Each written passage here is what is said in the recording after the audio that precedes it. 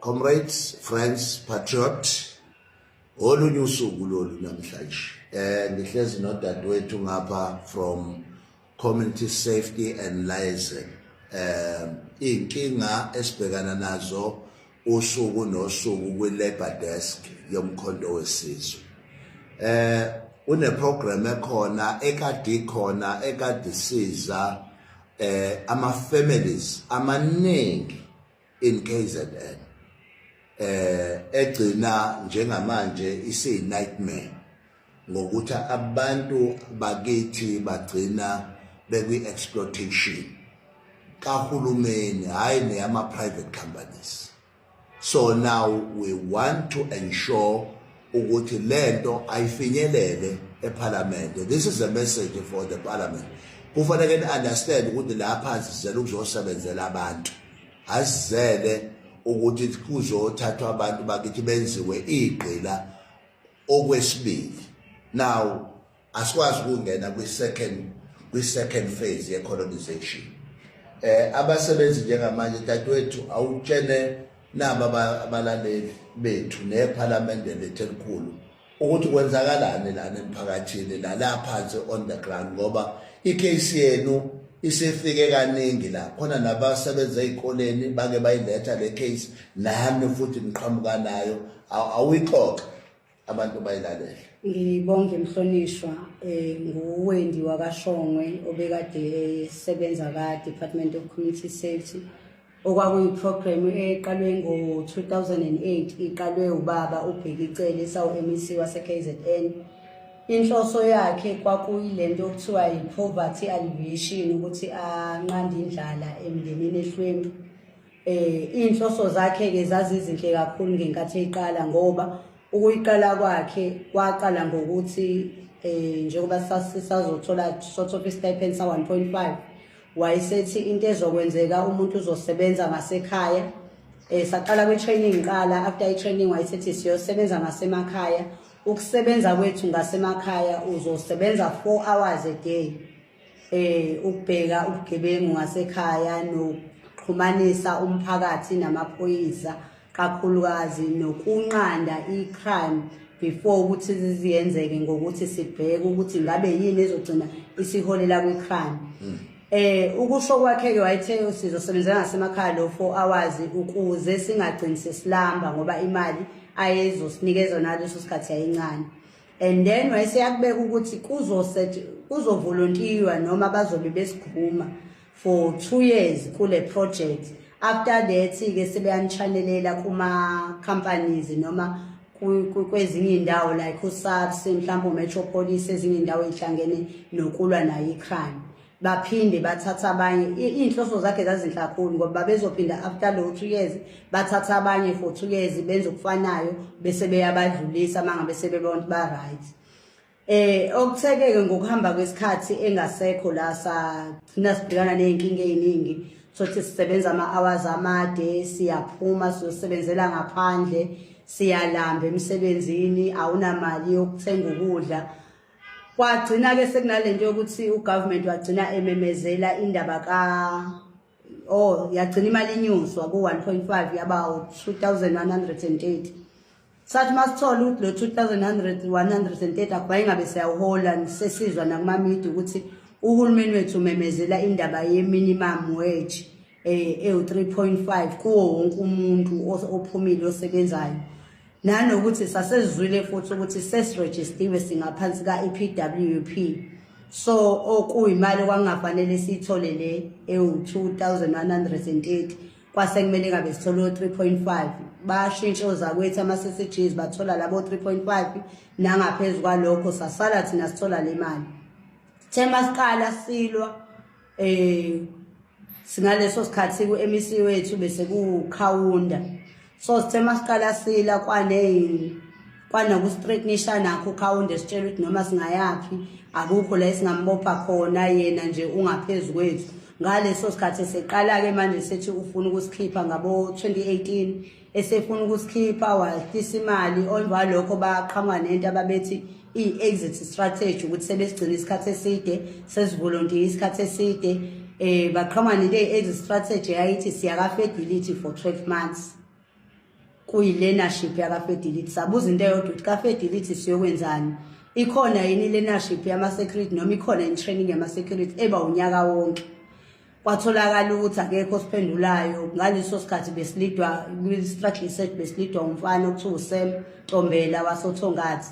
So uSam wagcina efonela ka-fertility ikhulu zakhona bathi cha into enjengaleyo abayazi, no-community safety kunama-volunteer abazowa-train unyaka wonke into abangayazi. Kodwa i-agreement yabo yayithi if ukuthi uyi-volunteer uvumile ukuya ka-fertility imali yakho izoqhubeka ibe u-2.130. If unqabile iyehla ibuyela ku-1,500 or 1,600 nemali ngenyanga ngoba unqabile wena uya kwi-training ya-fertility. So emva lokho-ke sibe sesibona ziyakhala kunzima iningi inkinga. Saqasha ummeli uSandile Zondi owayi-advocate, sahlanganisa imali o-350 sisonke samkhokhela ngicela mhlawumbe samkhokhela imali yako-70,000. Into uSandile ayenza nje kwaba ukuthi afake le case njenge-case ezoya ecourt, ayithinte i-department. Emva lokho-ke sabona sekuthi nya eside isikhathi. Ngaleso sikhathi bese kuqala kuba nezingxoxo ezikhona phakathi kwethu no-HOD wa-community safety uGumbi was promised ukuthi uxoxe noKwazi, ngicela uKwazi ngaleso sikhathi wayo-MEC waka-Umshengu wayo-MEC waka-education ukuthi baxoxile ukuthi sizoya ey'koleni exit strategy ukuthi siyiswe ey'koleni siyoba ama-crime prevention officer ngaphakathi. Since bekumsebenzi sifamiliar nawo ukuthi njengoba sika crime prevention siyaya nasey'koleni ukuyo-check ingane sibheke nanokuthi ayikho yini i-crime ekhona, because ama-crime amaningi umukhuluma ngey'ngane ey'ncane uwathola kakhulu ey'koleni. Uthola ukuthi mhlampe ingane ihlukumezekile bakucindezelile ekhaya bese kuba yila thina esifika siwathole khona siwavundulule khona ey'koleni ukuze ikwazi ingane ukukhululeka. So wayesethi-ke sizosebenza umsebenzi ongaleyo ukuthi sibheke iy'ngane ey'koleni sisebenzisane nama-social worker khona sibe ama-crime prevention officer, okwaba yinto eyagcina ingelona iqiniso because sathi masithi sicela ukuthi uma ngabe kwenzeka into enjalo sifuna into ezoba i-program esinayo i-MEC waka-education ezikuthina azosichazela sibone into ekhona. Kwagcina kuyinto ephelele kanjalo abagcina sebeyolontsha ngithi angazi noma iseyamastay noma labayolontsha khona lento yama-security asey'koleni. Sekuthathwe abanye la kuthina bayiswa lapho and then thina sanqaba-ke loo nto ngoba yayingasekho ngendlela esasiyibekelwe ngayo. Okuthe ngokuhamba isikhathi masibuyela kuSandile Zondi wasitshela ukuthi i-case useyikhiphile court isicishiwe ngoba thina ne-department isivumelene. Sabuza into eyodwa ukuthi uyicishe kanjani ngomuntu oyedwa, wathi kufika uSam Ntombela lo wayesilida wathi sesi-right. Sathi kahle kahle uSam Ntombela umele abantu abangaki eyedwa from eDurban njengoba siyi-KZN yonke ama-district onke ama-region onke noma ama-district onke ase-KZN akule program. So kwangingakwazi ukuthi isinqumo sasingathathwa yithina sodwa siyitheku, bebekhona all over i-KZN bengavumelananga bengazange basho ukuthi sebe-right. So sayilwa leyo nto esathi masesiyilwa wayese eqhamuka-ke ney'nto ey'ningi aqhamuka nazo uZondi ukuthi kwathina sisam-owisha. Sabuza ukuthi usi-owishani ngoba sikhumbuli nangelodwa ilanga siye court nawe usimele court. Asikhumbuli futhi nalezi zinto wawusuthe usuyitholile ulwa ne-department ngalezo zinto wawuthe uyitholile. Wayesezibezela ukuthi cha kuney'mali ey'khokhiwe ukuze uSam enze lento ayenzile, nabanye bethu ababehamba noSam kuney'mali abayikhokhelile abakhokhelwa zona njenge-bribe. Yes, ukuthi bakwazi ukuhoqa kule case. Yebo, uSam esasixoxele lokho wayeseyasitshela nanokuthi njengoba bezivela kuma-companies amaningi ukuthi mhlawumbe uthole ukuthi usebenza njengoba sasikhishwe ka-community safety thola kathi naka-transport kunemali oyitholayo. Sambuza ukuthi yiphi inkampani ehola ngathi njengoba uphezulu bethu besa-active, wathi yile nkampani vele kwakuthiwe sizoya kuyona. Sase siyacabanga thina umethi kunenkampani esasiholela iy'mali zethu ey'saya khona. Nina nisayitholi imali nina asisayitholi kodwa kuthiwa kodwa ama-present number enu ayaqhubeka athole iy'mali. Yes, ngamagama enu. Kangangokuthi khona lento eyenziwe ye-social relief i-grant le ekhona sigcine sithi masibhalisela singayitholi uthole ukuthi kuvela ukuthi wena ukwi-payroll ka-government, so awukwazi ukuthi ukwi-payroll ka-government uthole i-grant le. Yes, so sagcina-ke sesibona ukuthi asisukumeleke lento njengoba kwakukhona uzondeni same time sasinanonabso, sahamba-ke saya kaNABSO nakhona siyobuza ukuthi kwenzekani kuqhubekani. KaNABSO basitshela ukuthi bafaka iy'member eziwu-126. Okay, siyeke le kaNABSO ngoba i-union nayo yabe isiba corrupt. Yes. But ake sikhulume ngale ethi uma nifika kwi-system kuthiwa nina nihola malini each. Mase ufika kwi-system-ke ethi nina nisahola, ithi nihola labo 2 point something noma ishenye imali ongeyona. Into eyaveza lokho ukuthi imali esiholayo ayifani ile yama-payslip. Kuke kwanenkinga yokuthi abanye bethu mabebhalisa amaqolo uthola ukuthi awusakwazi ukuthi ubhalisele iqolo. Iy'ngane lezi ey'thola umfundaze esikoleni mangabe umzali mhlampe ongakwazi uku-afford uthothi ingane ifunda ingakhokhi esikoleni ngenxa yokuthi imali oyiholayo ayikwazi uku-afford ukuthi ukhokhele ingane esikoleni uphinde uthenge ukudla ekhaya. Kwathola ukuthi abantu lezo izinto ey'kanjalo ziyakhanselwa ey'koleni ngoba kuvela ukuthi bahola ka-government. So sase siyahamba-ke siyofuna lento yama-payslip, bahamba abanye bethu baya eMaritzburg ngoba bathi mabewacela ukuze kuveze ukuthi cha angiholi imali engakwazi ukuthi ngikwazi ukuphila. So ingane yami iyakudeserve ukuthi ithole uzwele esikoleni uxhaso, nami ngiyakudeserve ukuthi ngithole sort of uxhaso oluqhamuka ndawo zonke ngoba imali engiyola incane. Sase siya eMaritzburg kwathiwa siyilandele thina ama-payslip, nalapho kulawo ama-payslip oyilandela unofica indlu nje nenqwaba yama-payslip, hhayi ukuthi uzonikwa wakho, fanele wena uyicingele awakho ukuze uthole yakho. Ngoba kahle inhloso ukuthi uyabuka la kwakuwukuthi gcina ungayitholanga i-payslip yakho. Yila abaningi bethu ababona khona ukuthi iy'mali ey'bhalwe kuma-payslip ayifani futhi zinkulu, ayilingani nale mali esiyiholayo. Okuthe ngaleso sikhathi-ke kwaba ukuthi vele akusazwelwe sekubangwa yonke leyo nto ngoba siyabuza ukuthi le mali le iqhamukaphi kanjani. Abanye for example babethola imali nje, for example kwakubhalwe nje amanye kwakubhalwe u-15 yabo bengaqondi abantu ukuthi u-15 lo obhalwe kwi-payslip. Yes, kwakubhalwe nje imali ey'nkulu. Okay. Okutheke-ke emva kwalokho sase siyabona ngo-2020 March u-HOD uGumbi nethimba lakhe base be-terminate ama-contract ethu, kodwa inhloso yalokho yayiqalwe uKhawundi. Wayeseyahamba uKhawundi eseshiya-ke kwi-department esiyoba imeya. Engathi nalapho ekubeni imeya uzamile kule genge yaka-safety.